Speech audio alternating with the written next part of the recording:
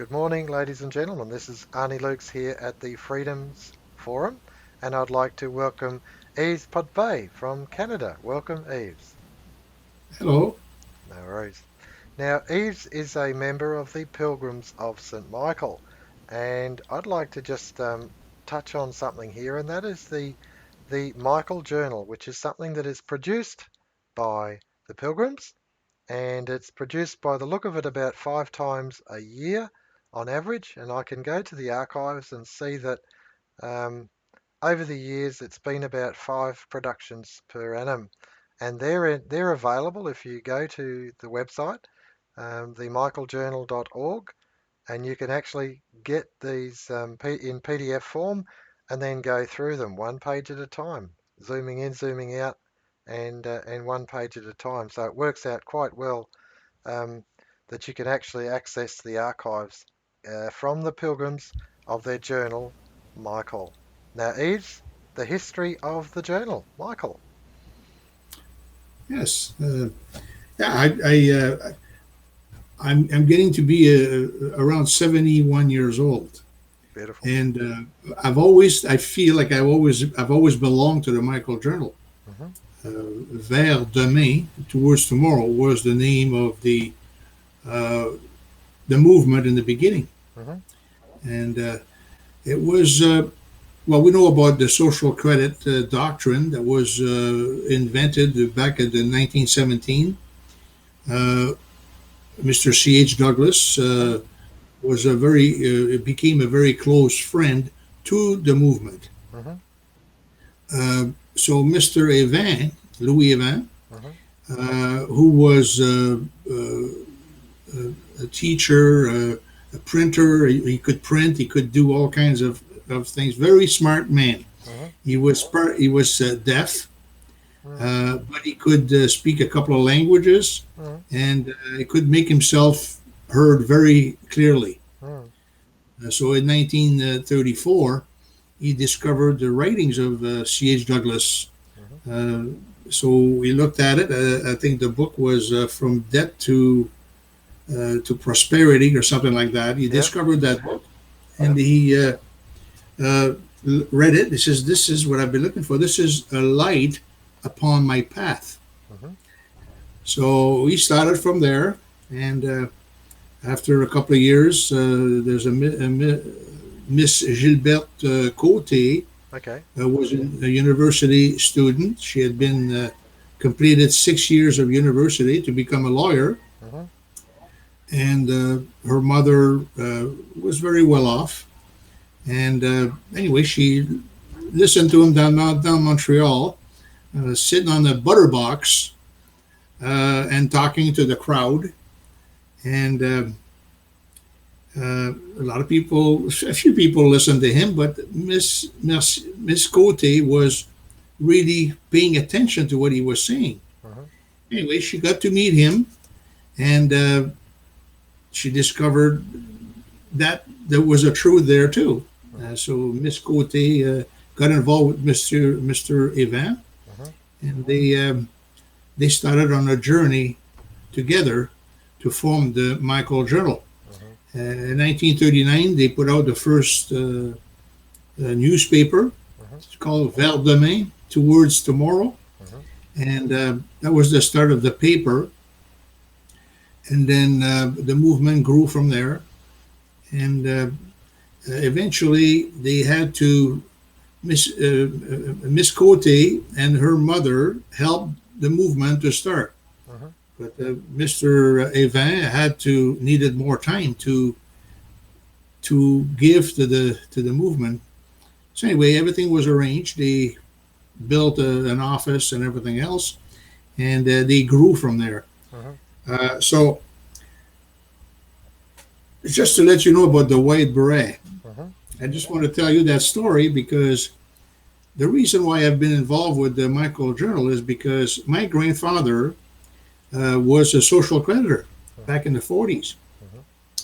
and it came. We had meetings every year, congresses, and in 1949, I was born in 1948, but in 1949, he uh, but he went to a congress at the Michael Journal, and they asked all the subscribers, the social creditors, to come up some kind of a uniform Hmm. to wear Standard. when we do door to door wherever we go. Hmm. And so my grandfather decided this was the outfit that we should wear. Everybody would recognize you as soon as you Yeah. saw them, and it has been very very popular. Today, people talk about the white beret. Oh, I've seen them. Hmm. Yeah, I've seen them here and there, and so on and so forth. So that was a big history, Hmm. and that's why maybe I'm still attached. I haven't been always uh, active with the movement. Hmm. Always stayed kind of attached to it, but with my businesses and so on and so forth, I wasn't too involved for many years. But I stayed attached, and my mother kept pushing me, and Eve, you should do some door to door. You should come Hmm. in the Congress and all that. So eventually, my mom kind of kept me in it, and this is how we come to have somebody that's part time or anyway. So it was quite a few years ago Yeah. that happened, but we had many uh, full timers that belong to the journal. Hmm. Uh, we have two houses at the mother house where our acreage is Hmm. in Rougemont, Quebec. We have two houses. One is called the Immaculate House, Hmm. and this is where the man stays. And we have the Saint Michael House where the ladies stay. Hmm. And then we have the Saint Joseph Chapel, like Hmm. we see behind you. Behind us, yeah. And yeah. Well, we have chapels at both houses, Hmm. and we have permission from the diocese to expose the Holy Sacrament whenever we want. Hmm. So a priest usually would come over and expose it, or what we do that day, we pray or whatever. Hmm. But prayer is a big important part of our mission, part of our mission. Hmm. So being that we're Catholic, we have to follow our religion, and I tell you, I don't know too many churches that praise as much as the Michael Journal apostle do. Hmm. They go to church every day, Yeah. and they say three rosaries. So they're involved in the spiritual part of it too. Hmm. But a friend of mine, the one I mentioned to you before, Pierre Machildon, Yeah. uh, mentioned that you saw a lot of groups when he went to door, and mentioned that, yeah, we have to pray. Hmm. But pray without works is like giving a steak to a dead man. Hmm. So that was his little, I've used that line quite a lot. Yeah. So the work is being continued, but now we've spread all over the world. Mr. Event always wanted to go to Africa, for example, Hmm. to evangelize Africa Yeah. on social credit. Hmm. He's never been. He never been. He died before that happened. But his journal and his beret is now in Africa. Good. Beautiful. It's in Poland. It's in many countries. Hmm. So we have made a lot of people say, well, what have you achieved? Well, Hmm. we've achieved the education of the Michael Journal or the social credit to the people. Hmm. People without us, they think that the drunk on the corner of the street is the cause for why I have to pay these taxes and this and that. So we teach them that the solution of social credit will open your eyes. Yeah. You don't put the fault on the wrong group, No, kind of thing. absolutely not. That's right. I find it fascinating. Wrong word, fascinating. It's upsetting to actually see homeless people and then to attribute some sort of assessment of homeless people other than that they're homeless and they're in need. You don't know the circumstances of those individuals nor their history, and the fact is that is the economic system capable of providing them even with what they call mini homes, the modest little decked out container, a shipping container decked out that's got an ablution block on it with a common sewer and running water. I mean, don't tell me that we can't do it. You've only got to imagine it, and we could easily do it. We could provide all of the, if you like, facilities necessary. These people do not need to be homeless. The question is one of political will, and not, if you like, a puritanical judgment based on, well, they can't be good because they've got no money. That's garbage. You look at Chicago, you look at Detroit at the moment. Those cities were shut down. They were not sordid, evil Sodom and Gomorrah cities. They were just cities, and they were highly productive. But powers that be decided to turn that switch off. That industry's now shut down, and we're going to get we're going to source our cars from somewhere else. You know, whether somewhere else anyway, Europe or Korea or wherever, third world countries where labour is, of course, is $2 a day instead of something completely different. And these are financial considerations based on exploitation, but the whole relationship, in my view, towards the cultural inheritance, this to me is the key that's never actually discussed. The cultural inheritance, the technology. Who does knowledge belong to? I mean, I'm not talking about copyright knowledge. I'm talking about advanced control, robotics, automation. Who do the who do the resources of the nation belong to? Do they belong to the bankers, or do they actually belong to every person in the community? And so once you start changing that point of view, you realize that that destitute person is being deprived of their cultural inheritance, and they should be that resource should be attributed to them in a fair and equitable manner. That's not socialism. That's not taking anything away from anyone else.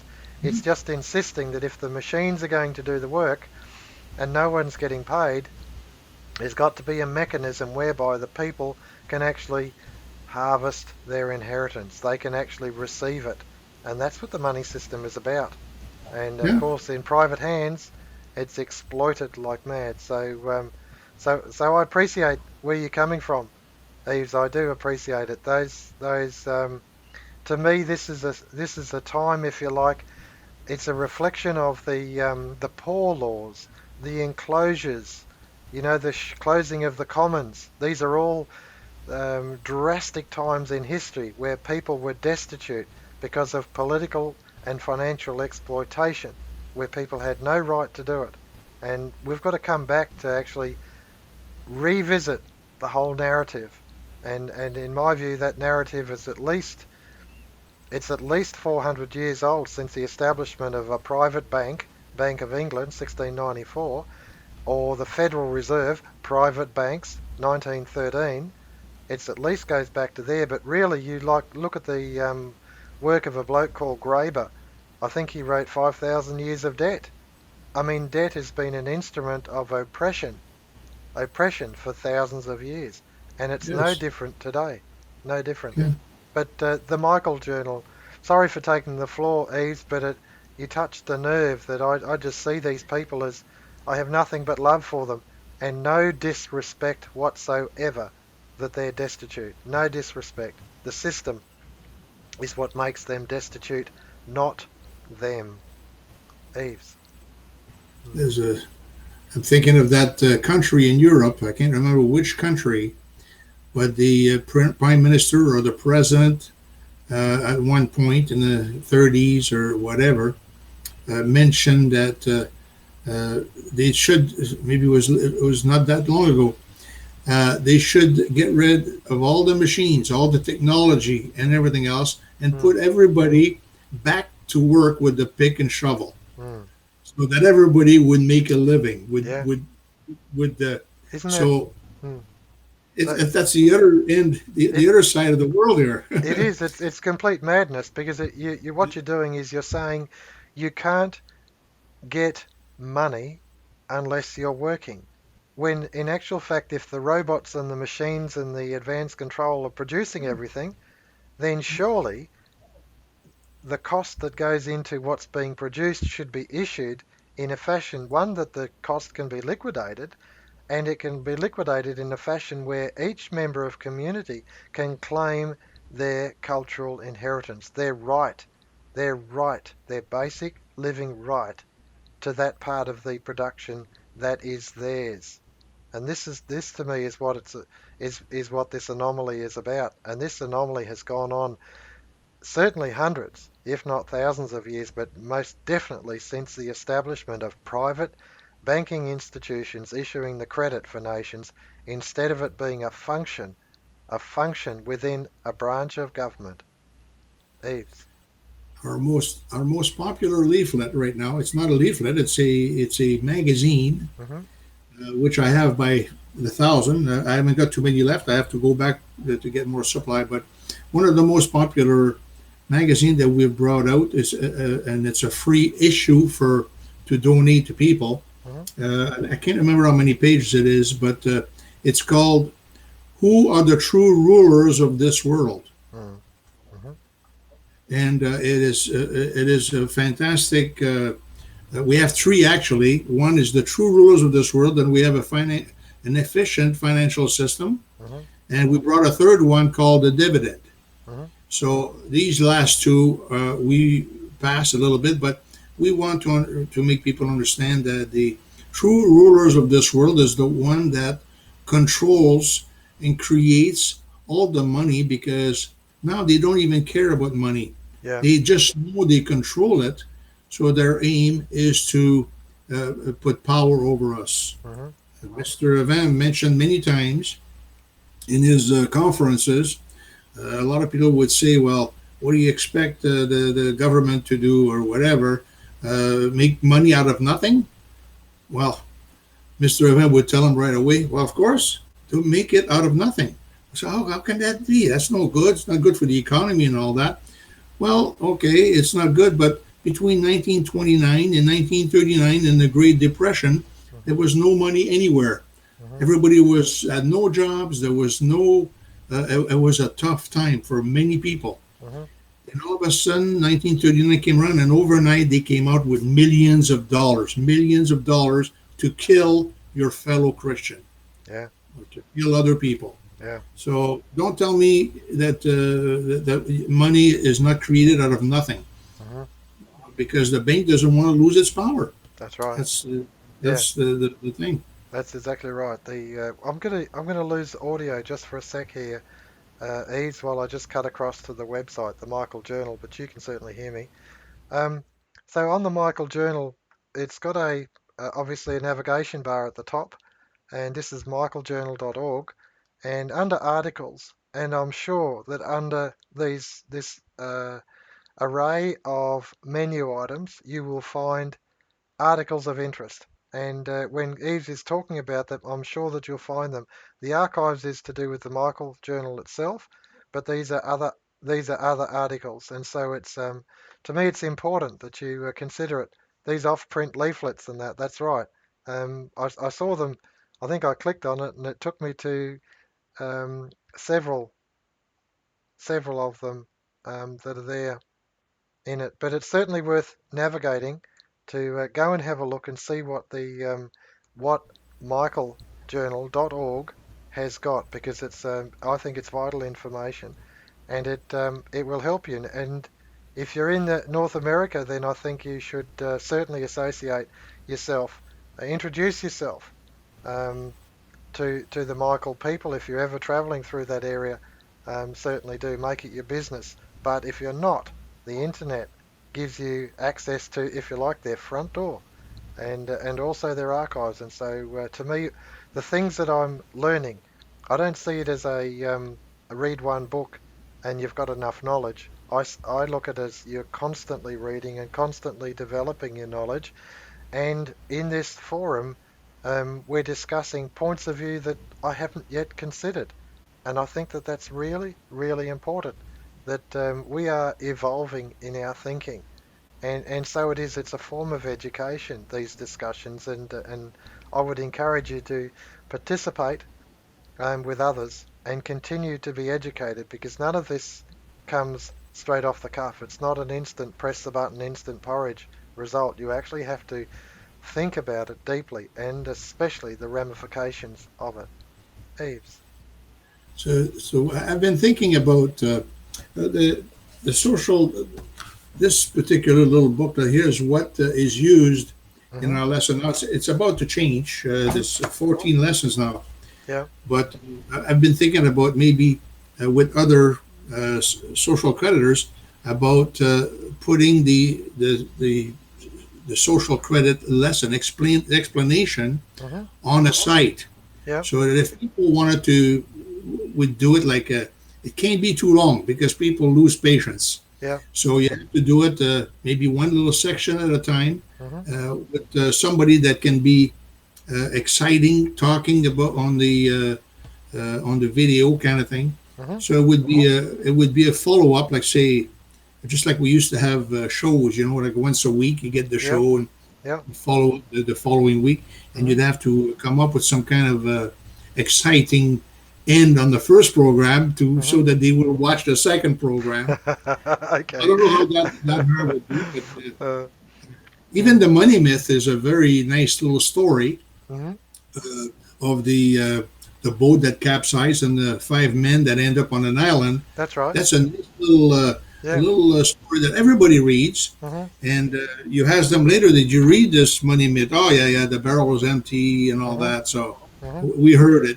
We Hmm. so it puts something in their Mm. mind right away. Oh, Mm. there was no gold. There Mm. was no gold. Mm. So it's only a little story that Mr. Ivan wrote to Mm. make people understand in every level, at every Mm. age. Mm. Just to actually, I'm just going to jump across to our website here, because I want to bring up the ALOR website. And on the left-hand column, in red down the bottom, you'll find the Bank of England reports, and in particular, the first quarter 2014. And there is actually a video that goes with this.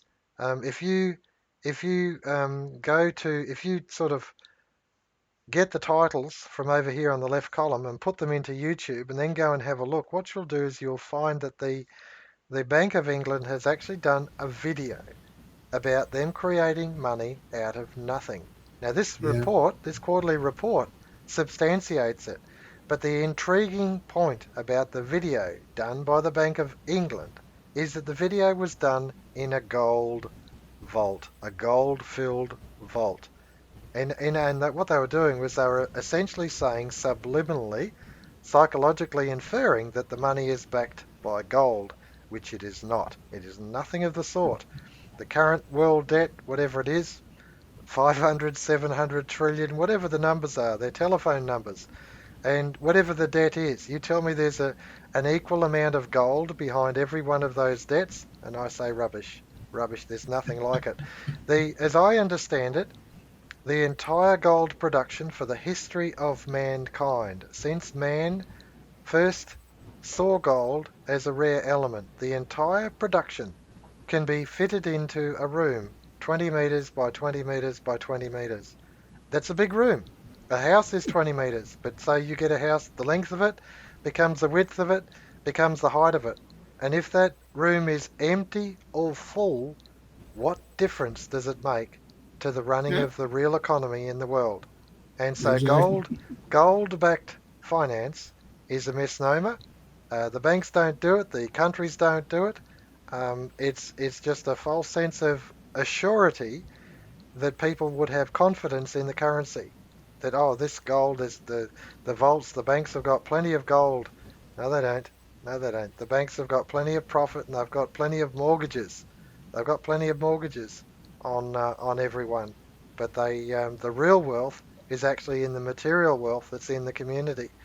It's in the homes, the roads, the infrastructure, the power, the water, telephone, That's the the yeah, sewerage, the bridges that are built, the buildings that are built, the industries, the machinery that run the industries, the energy that's tapped into.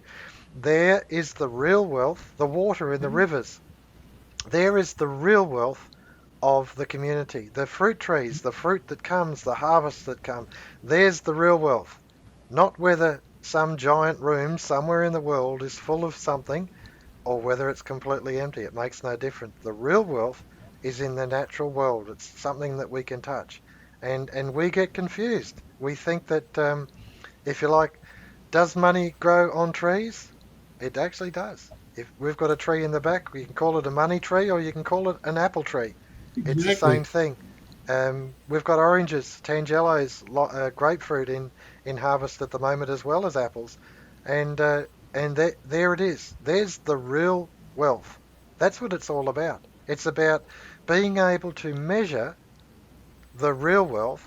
That's all it is trying to measure it against some other form of measurement, whether it's a pair of boots, a jumper, a shirt, some glasses, or whatever. It's only a system of measure.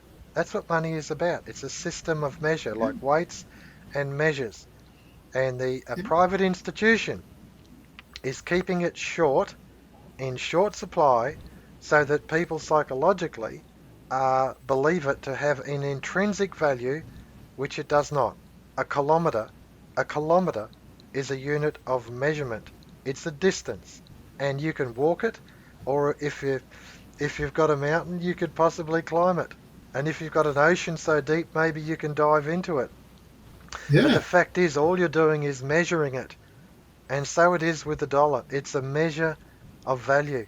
And this whole business, this fraudulent business of banking, needs to be reviewed. Money does grow on trees because Yes. it's the real value is in the fruit that you eat. The real value is the clothes that you wear, the water that you drink. There's the real value. And you can put a number on it. And that's all money is a number, a representation, a claim to the real wealth. Eves. Sorry for jumping in, Eves, but you pressed That's the go button okay. on I that love one. it. I Yeah. love it. In the in 1970s, they made a movie called Goldfinger. hmm James Bond is Goldfinger, hmm and they made sure that they showed Fort Knox with all this billions of lingots of gold. So hmm that was kind of a brainwashing idea, right? hmm So they really brainwashed us then. But even Pope Francis mentioned that when the last river is gone and the last fish is caught and the last bird died, or he hmm has a line that he we put it in one of our journal. That's He right. says, "Only then will men understand that we cannot eat gold or money." That's right. So Yeah. we have to keep on going to try to explain to people. hmm A lot of people do understand, I think, because when I do door to door, they try to correct me on different things that they don't not sure about, but they're talking about the same thing I am. They Yeah. just don't know the real way that the bankers create the money and hmm control it. mm They know there's something wrong. Yeah. Yeah. It's interesting. The even bank tellers or bank managers don't know, but their actual work practice is that if you go to the bank for new money, it's always in the form of a loan, and you have two accounts. One is that the check for the loan is placed into that account. It shows as a plus, but the other account is the one that shows the loan, and they claim the new money that's gone in there as a plus as a creation of new money, which is exactly what it is, but it incurs a debt. And so that new money incurs a debt incurring interest. So every time you take out a loan, you actually have to somehow or other garnish more than your loan in order to repay the loan back. And that exploitation of that phenomena means that progressively we get further and further into debt. Now I had a look at was it Canada the other day? Canada, 7,500 million, 7.5 trillion Canadian dollars in debt, 7.5 trillion Canadian dollars in debt. I think that's what we looked at, and and Australia wasn't far behind. I think they were the same sort of numbers. I could be wrong between the countries. I don't think I am, because I've talked with two different groups of people about it, one Canadian, one Australian. But the point is that the level of debt while we were talking was only going in one direction. And that was every time someone goes to a bank and takes out a new loan, the level of debt goes up. A new loan, the level of debt goes up. Industry works that way. Personal credit cards work that way. Student loans work that way. Home loans car loans, any sort of personal loan, government loans for infrastructure. The government goes cap in hand to a bank which is nothing more than an institution for measuring, and they issue numbers and they claim it against the real assets of the community. This is a fraud, and Bank of England shows it, explains it in detail, and I would encourage people to actually look there. And I just realised we're 30 minutes into this. Look there and take it into account. Yeah, sorry, Eve, for jumping all over you.